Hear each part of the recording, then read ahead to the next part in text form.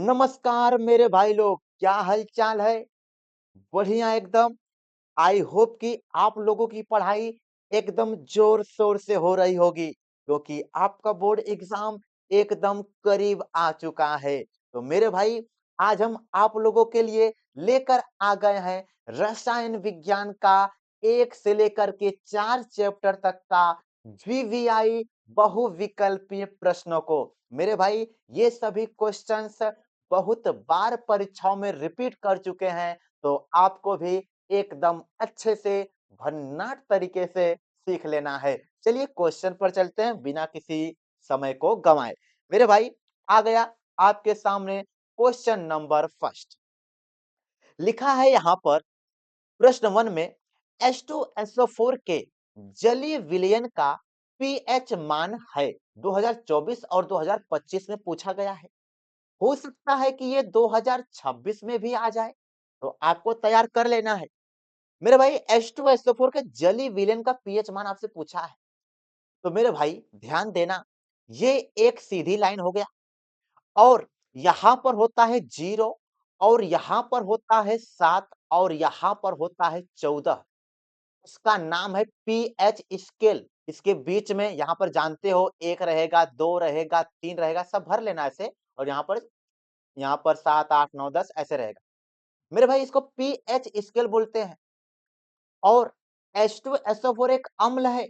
जो अम्ल होता है ना, उसका जो पीएच मान होता है ना, वो 7 से कम होता है। किसका? अम्ल का। आपको याद रख लेना है, अम्ल का पीएच मान 7 से कम होता है। और जो क्षारक होते हैं ना, उनका पीएच मान 7 से ज्यादा होता है दोस्तों। और ये जो 7 होता है ना, 7 पर होता है उदासीन। मेरे भाई, समझना एक बार फिर से, 7 से कम पीएच मान रहेगा तो अम्लीय होगा, 7 से ज्यादा होगा तो क्षारीय होगा, और करेक्ट 7 आ जाए तो उदासीन हो जाएगा, न ही अम्ल होगा और न ही क्षारक होगा। समझ गए होगे। यहाँ पर देखो लिखा है H2SO4। मेरे भाई, H2SO4 एक अम्ल होता है और जो अम्ल का पीएच मान हो 7 से कम होगा। अब ऑप्शन में मिला लो, 0 दिया है, 7 से कम, 7 दिया है, 7 से अधिक। मेरे भाई, 7 से कम, ऑप्शन नंबर बी आपका करेक्ट हो जाएगा। आप समझ गए होगे। ठीक है, चलते हैं अब हम क्वेश्चन नंबर 2 की तरफ। यहां पर आ गया क्वेश्चन नंबर 2। लिखा है, निम्नलिखित में से कौन सी धातु अम्ल से हाइड्रोजन विस्थापित नहीं करती है? मेरे भाई, आपको याद रख लेना है, कौन सी धातु अम्ल से हाइड्रोजन विस्थापित नहीं करती है। यहां पर हम धातु का नाम लिख देते हैं, आपको याद करना होगा। कैसे, इसका ट्रिक भी बताएंगे। मेरे भाई, कॉपर हो गया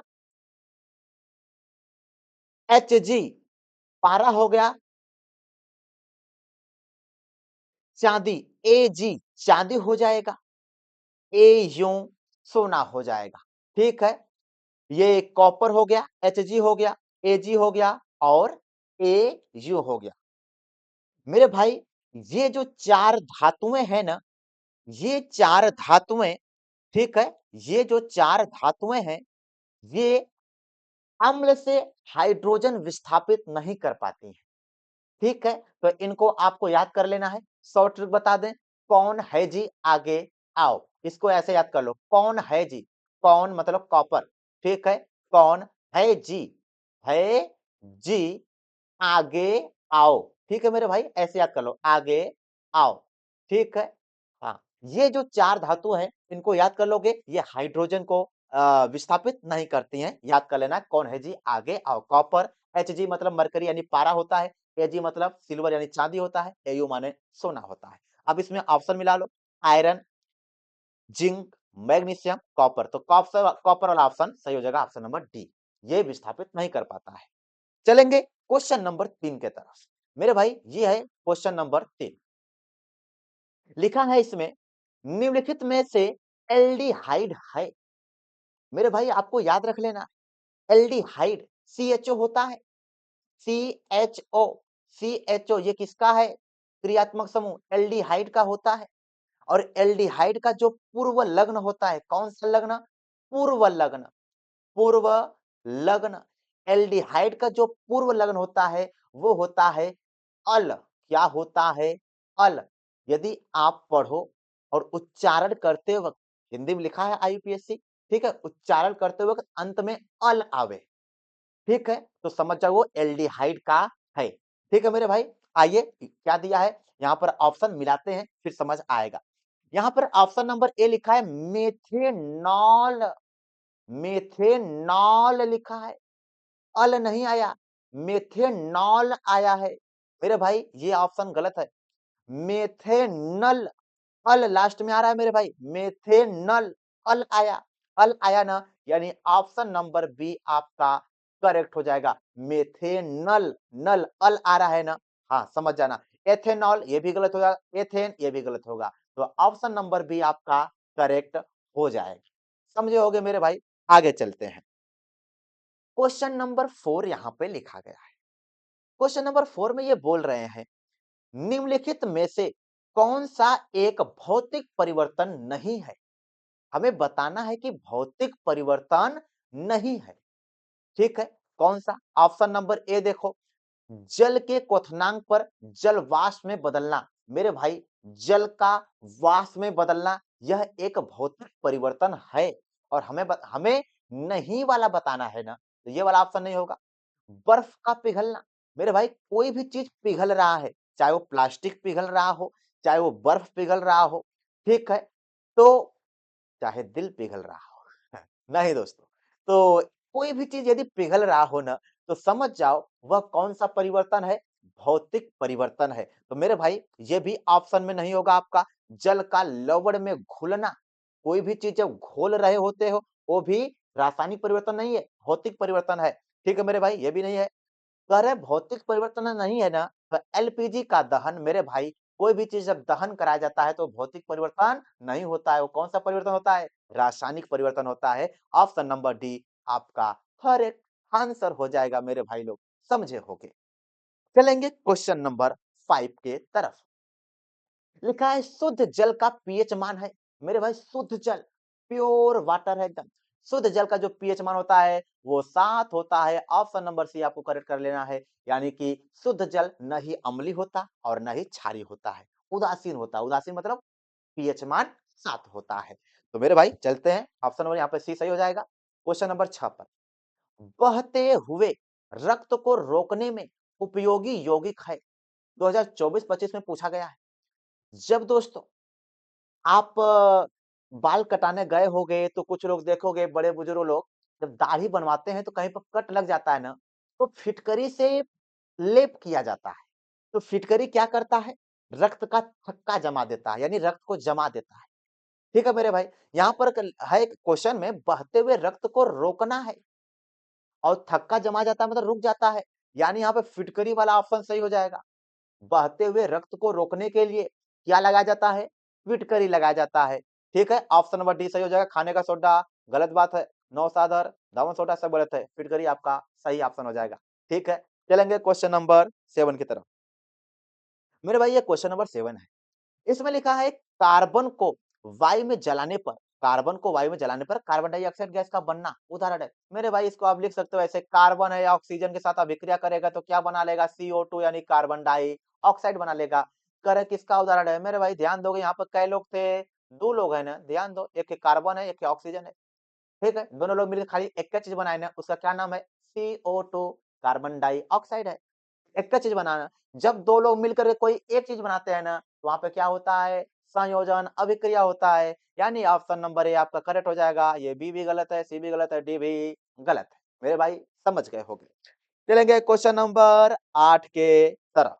हाँ ध्यान देना, क्वेश्चन नंबर 8 लिखा है यहाँ पर, क्वेश्चन नंबर 8, क्वेश्चन नंबर 8 पर आप ध्यान दोगे, हम पेन चेंज कर लेते हैं। हाँ, जिंक चूर्ण पर तनु H2SO4 यानी सल्फ्यूरिक अम्ल है भाई, ये अभिक्रिया से गैस निकलती है। मेरे भाई अभिक्रिया लिख लेते हैं पहले, यहाँ पर जिंक हो गया प्लस तनु H2SO4 है, यानी H2SO4 सल्फ्यूरिक अम्ल है ना, H2SO4 है, सल्फ्यूरिक अम्ल है। ठीक है, ये अभिक्रिया करते हैं ना, तो ये जिंक जाता है इनके पास तो बना लेता है ZnSO4, जिंक सल्फेट बना लेता है। ये बेचारा हाइड्रोजन अकेला तन्हा सा छूट जाता है। मेरे भाई एकदम दूर लिख दे रहे हो, मारेंगे अभी। चलो H2 यहाँ पे लिख दिया। मेरे भाई आप देख रहे होगे यहाँ पे कौन सा गैस निकलता है, हाइड्रोजन गैस निकलता है। ऑप्शन नंबर ए आपका करेक्ट हो जाएगा। ठीक है, चलते हैं आगे। मेरे भाई क्वेश्चन नंबर 9 आ गया। सामान्य तापक्रम तथा दाब में द्रव के रूप में पाई जाने वाली अधातु है। एक एग्जांपल है मेरे भाई, एकदम अच्छे से याद कर लेना है। ब्रोमीन, क्या है ब्रोमीन? ब्रोमीन एक ऐसी अधातु है जो कि सामान्य ताप एवं दाब पर द्रव अवस्था में पाई जाती है। ब्रोमीन वाला ऑप्शन सही कर लो बस, इसके अलावा कोई है ही नहीं है। ब्रोमीन आपको याद कर लेना है। ठीक है, तो ब्रोमीन इसमें बी ऑप्शन करेक्ट हो जाएगा। क्वेश्चन नंबर 10 इंपॉर्टेंट है मेरे भाई, 2024 में पूछा जा चुका है। समजातीय श्रेणी पूछ रहा है या फिर कह लो समजातीय युग्म पूछ रहा है आपसे। क्या पूछ रहा है? समजातीय युग्म पूछा है। मेरे भाई समजातीय युग्म का मतलब ये होता है आपको CH2 का अंतर देखने को मिलना चाहिए और क्रियात्मक समूह समान होना चाहिए। दो चीजें यदि मिल रहा है तो समझ जाओ समजातीय। क्रियात्मक समूह, क्रियात्मक समूह कैसा होना चाहिए? समान होना चाहिए। इसके बाद CH2 का अंतर होना चाहिए।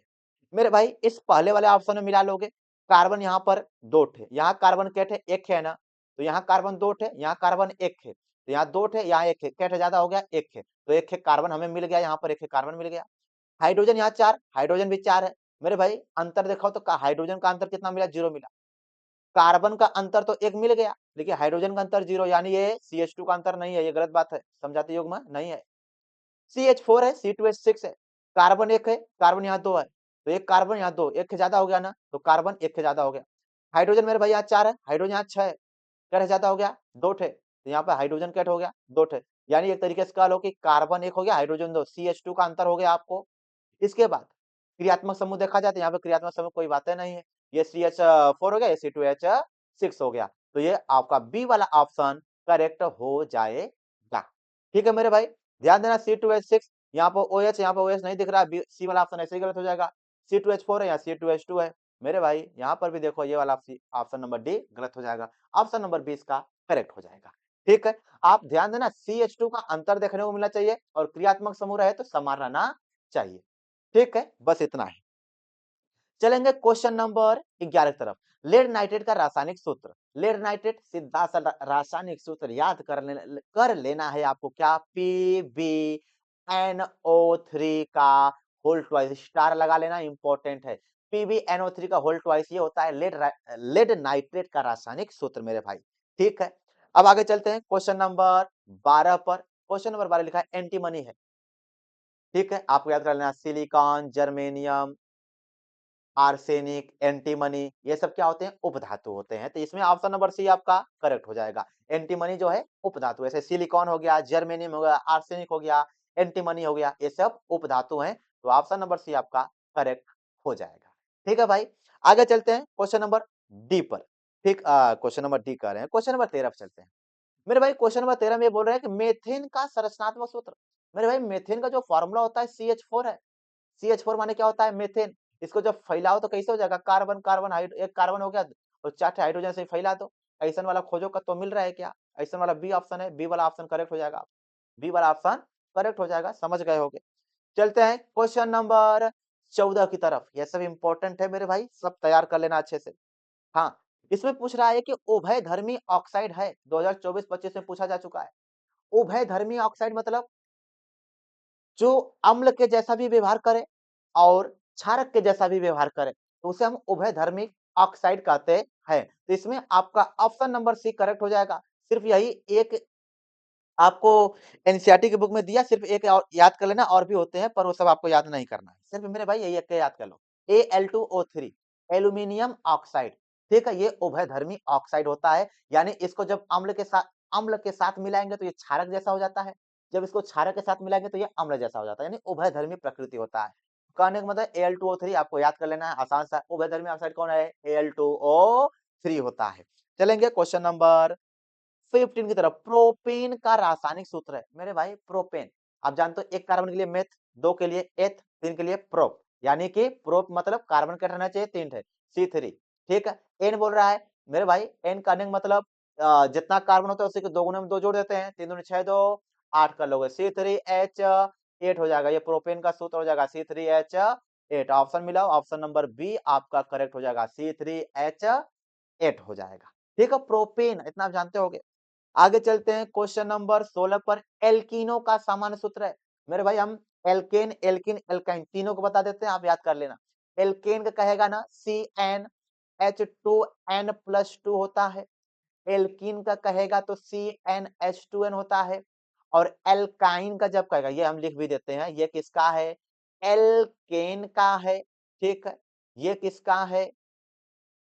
एल्कीन का है।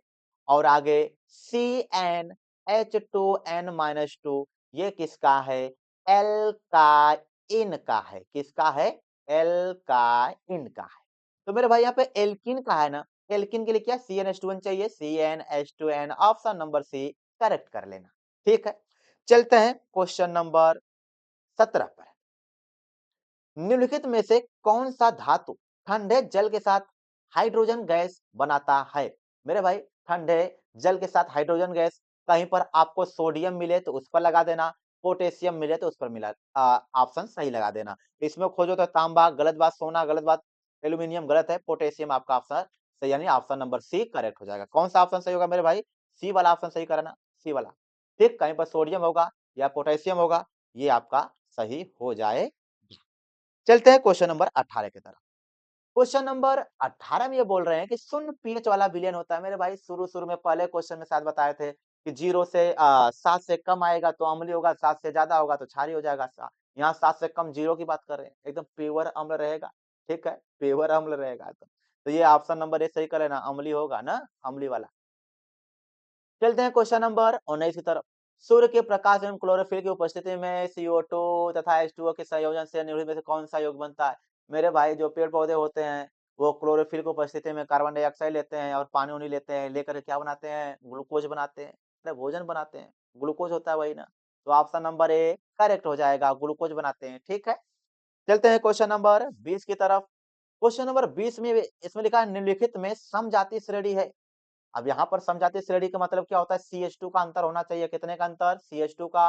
और क्रियात्मक समूह कैसा होना चाहिए? समान। क्रियात्मक समूह, क्रियात्मक समूह कैसा होना चाहिए? समान होना चाहिए। मेरे भाई समझना, यहाँ पर C2H2 है, यहाँ C3H6 है। मेरे भाई मिला होगा तो यहाँ कार्बन 2 ठे, यहाँ कार्बन 3 ठे। अगर पहले वाले में देखो तो कार्बन 1 ज्यादा मिल गया है। ठीक है, इसके बाद हाइड्रोजन यहाँ पे 2 है, हाइड्रोजन 6, हाइड्रोजन क्या मिल गया ज्यादा? 4 ठे। यहाँ CH4 आ गया। CH2 का अंतर होना चाहिए ना, लेकिन यहाँ पे अंतर CH4 का हो गया, यानी आपका ऑप्शन नंबर फर्स्ट है, सही नहीं है। CH3OH है। CH3OH में मेरे भाई देखो यहाँ पर OH मिला, और इसमें भी देखो यहाँ पर OH, यानी क्रियात्मक समूह समान है। OH मतलब एल्कोहल होता है ना, क्रियात्मक समूह तो समान है। यहाँ पर कार्बन देखो मेरे भाई, अब कार्बन 1 थे, यहाँ कार्बन क्या थे? 1 थे, 2 थे। यहाँ 2 कार्बन, यहाँ 1 कार्बन, यानी 1 कार्बन ज्यादा मिल गया है। और देखो हाइड्रोजन यहाँ 3 थे, यहाँ हाइड्रोजन ये 3 और 2। मेरे भाई ये OH को छोड़ो, यहाँ पर OH को हमने अलग कर दिया। ठीक है, OH अलग हो गया। ये 3 हाइड्रोजन यहाँ से, 2 हाइड्रोजन यहाँ से, 3 2 5 हाइड्रोजन, यहाँ 3 हाइड्रोजन, क्या अंतर हो गया? 2 का अंतर। तो ये हो गया CH2 का अंतर हो गया, और OH समान। यानी मेरे भाई यहाँ पर OH है, OH है, क्रियात्मक समय भी समान है, और CH2 का अंतर भी है। यानी ऑप्शन नंबर आपका सेकंड वो सही वाला लग रहा है। अभी आगे भी मिलाना है। मेरे भाई यहाँ पर HCHO है, यहाँ पर CH3CHO, यहाँ पर भी CHO मतलब एल्डिहाइड होता है। यहाँ पर भी देखोगे CHO मतलब एल्डिहाइड होता है। अब मेरे भाई CHO को हटाओ। अब क्या बचा यहाँ पर? CH3 में 1 कार्बन, यहाँ H बचा, यहाँ पे 1 कार्बन आपको नहीं है, मतलब कि 1 कार्बन आपको मिल गया। हाइड्रोजन यहाँ 1 है, यहाँ हाइड्रोजन कितना है? 3 थे, क्या ज्यादा हो गया? 2 थे, तो CH2 हो गया। मेरे भाई यहाँ पर CHO ग्रुप समान है, और CH2 का अंतर भी है। आपका जो ऑप्शन थर्ड है वो भी सही हो जाएगा।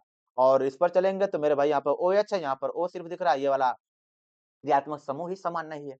तो आ जाओ मेरे भाई आपका सेकंड और थर्ड वाला, सेकंड और थर्ड वाला, सेकंड और थर्ड, यानी ऑप्शन नंबर सी आप करेक्ट लगा लेना। ठीक है, ऑप्शन नंबर सी करेक्ट हो जाएगा। चलेंगे अब हम क्वेश्चन नंबर 21 की तरफ, तैयार करते चलना है सब। ठीक है, क्वेश्चन नंबर 21, निम्नलिखित में से कौन सी धातु कमरे के ताप पर ठोस अवस्था में नहीं होती है? अरे छोटे बचपन से, जब छोटे थे तभी से सिखाया जाता है कि जो पारा यानी मरकरी होता है वो मेरे भाई कमरे के ताप पर द्रव अवस्था में होता है, यानी ठोस अवस्था में नहीं होता है। तो यहाँ पे मरकरी वाला ऑप्शन करेक्ट हो जाएगा। चलेंगे क्वेश्चन नंबर 22 की तरफ। अम्ल एवं क्षारक की अभिक्रिया से प्राप्त होता है। अम्ल एवं क्षारक की अभिक्रिया से क्या प्राप्त होता है? मेरे भाई लवण और जल बनता है। आपको याद कर लेना है। अम्ल हो गया, किससे अभिक्रिया करेगा? क्षारक के साथ। तो अम्ल जब क्षारक के साथ अभिक्रिया करता है तो क्या बनाता है? लवण बनाता है प्लस जल बनाता है। ठीक है, तो ऑप्शन नंबर डी आपका करेक्ट हो जाएगा। अम्ल क्षार अभिक्रिया करेंगे तो लवण बनाते हैं और जल बनाते हैं। चलेंगे क्वेश्चन नंबर 23 की तरफ, आप ध्यान देना, लिखा है कैल्शियम कार्बोनेट है, यहाँ पे कैल्शियम ऑक्साइड है, CO2 कार्बन डाइऑक्साइड है। मेरे भाई इसमें कह रहा है कि उदाहरण पूछ रहा है कि किसका उदाहरण है ये। ध्यान दोगे तो यहाँ कैल्शियम कार्बोनेट अकेला है और ये टूट के मेरे भाई दो ठे बना लिया है कि कैल्शियम ऑक्साइड, एक CO2 है। मेरे भाई दो चीज बन गया ना, एक टूट के दो ठे, वियोजन अभिक्रिया है। कौन सी अभिक्रिया? वियोजन है। वियोजन को हम अपघटन भी बोलते हैं ना। ये विस्थापन है, गलत बात है, द्विविस्थापन गलत बात, अपघटन बोलो चाहे वियोजन बोलो, यानी ऑप्शन नंबर सी आपका करेक्ट हो जाएगा।